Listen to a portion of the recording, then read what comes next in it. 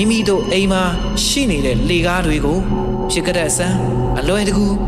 တက်လို့ရရင်ပြီးရောဆိုပြီးမပြုတ်လို့သင့်ပါဘူးနော်တေးသေးချာချာစနစ်တကျပြုတ်လို့သင့်ပါလေ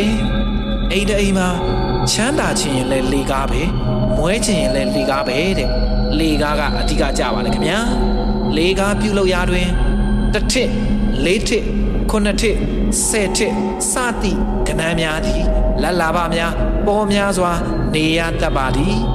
နှစ်ထစ်ငါးထစ်ရှစ်ထစ်17ထစ်စသည်တို့သည်ကျွယ်ဝချမ်းသာမှုတို့နဲ့ပြေပြေဆုံးဆုံးနေရတတ်ပါတယ်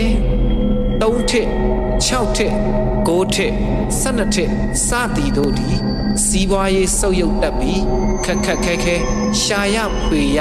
ရုန်းကန်ရတတ်ပါသည်အိမ်နဲ့ပတ်သက်ပြီးတိတ်ပံခင်မှာယုံစရာမရှိယုံစရာမလိုပါဘူးဆိုပြီးမယုံကြည်ရင်အိမ်ရဲ့ဘယ်ဖက်ကောညာဖက်ကောနှစ်ဖက်